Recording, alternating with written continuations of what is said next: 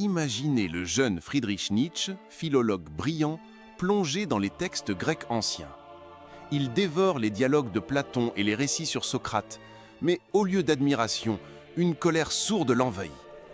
Pour lui, ces philosophes vénérés ne sont pas des héros de la pensée, ils sont les fossoyeurs de la grandeur grecque, des pseudo-grecs, des anti-grecs.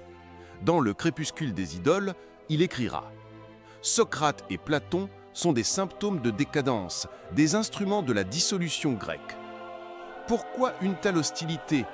Pourquoi Nietzsche, philosophe influent, rejette-t-il ces piliers de la pensée occidentale?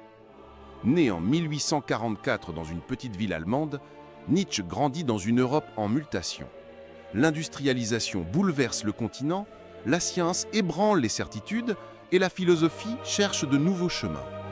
Pour Nietzsche, la philosophie n'est pas un exercice abstrait, elle doit transformer la vie, intensifier l'existence, embrasser ses contradictions et ses souffrances. Avec cette vision radicale, il se tourne vers l'Antiquité grecque où il rencontre Socrate et Platon. Ce qui commence comme une fascination se mue en un rejet viscéral. Que reproche-t-il à Socrate?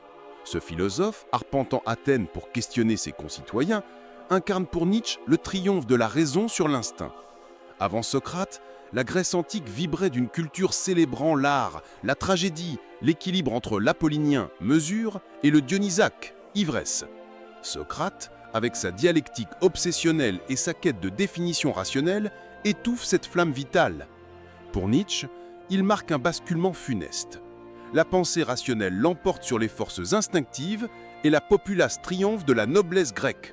Socrate, loin d'être un sage, est un homme malade, incapable d'embrasser la complexité de la vie. Son optimisme naïf, la connaissance mène à la vertu et au bonheur, nie la réalité tragique de l'existence. Nietzsche va jusqu'à voir dans la mort de Socrate un suicide déguisé.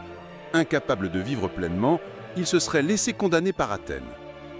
Platon, disciple de Socrate, aggrave cette décadence.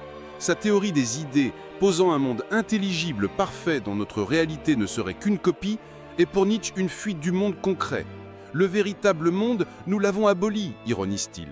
En valorisant l'idéal au détriment du sensible, Platon dévalue la vie avec ses imperfections et sa beauté tragique.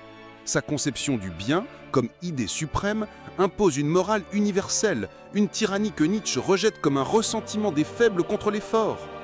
L'opposition de l'âme au corps prônée par Platon méprise la vie physique et sensuelle.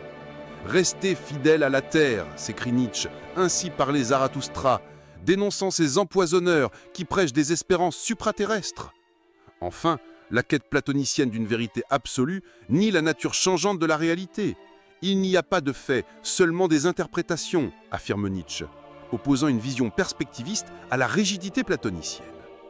En s'attaquant à Socrate et Platon, Nietzsche ne critique pas seulement deux philosophes, il ébranle la tradition occidentale qui en découle. Avec son marteau philosophique, il veut faire s'écrouler un édifice trop rationnel, trop éloigné de la vie. À la sagesse socratique, il oppose une sagesse tragique, embrassant le chaos, l'instinct et la passion. Il rêve d'un surhomme, créant ses propres valeurs, vivant au-delà du bien et du mal. Là où Socrate et Platon cherchaient des vérités universelles, Nietzsche célèbre la multiplicité des perspectives. Cette critique n'est pas sans faille. On peut reprocher à Nietzsche une lecture réductrice de Socrate et Platon, ou noter que son rejet de la vérité absolue froisse parfois le dogmatisme. Son alternative, le surhomme, la volonté de puissance, pose des défis éthiques et pratiques. En niant les valeurs universelles, il risque un relativisme radical aussi problématique que le dogmatisme qu'il dénonce. Pourtant, sa pensée reste un tournant majeur, nous invitant à questionner nos certitudes, à réévaluer le rôle de la raison et de l'instinct, et à voir la philosophie comme une affirmation de la vie. La colère de Nietzsche contre Socrate et Platon n'est pas une simple querelle, c'est un appel à repenser la philosophie. Comme il l'écrit, il faut du chaos en soi pour engendrer une étoile dansante. Sa critique injecte un chaos créatif dans une tradition jugée trop ordonnée. À la sagesse socratique, il oppose une sagesse tragique, embrassant le chaos, l'instinct et la passion. La fois vous aurez lu, encore une fois, Platon ou avez posé une question socratique, laissez la voix de Nietzsche vous interpeller, non pour rejeter ou accepter ses idées, mais pour enrichir votre réflexion. Car, n'est-ce pas le but de la philosophie? Nous pousser à penser par nous-mêmes, à créer notre propre étoile dansante? Pour approfondir, découvrez notre vidéo sur la vie de Socrate qui éclaire ce personnage énigmatique ayant tant marqué Nietzsche. Et pour vibrer avec sa pensée, plongez dans Le crépuscule des idoles, un ouvrage provocateur qui secoue les certitudes philosophiques.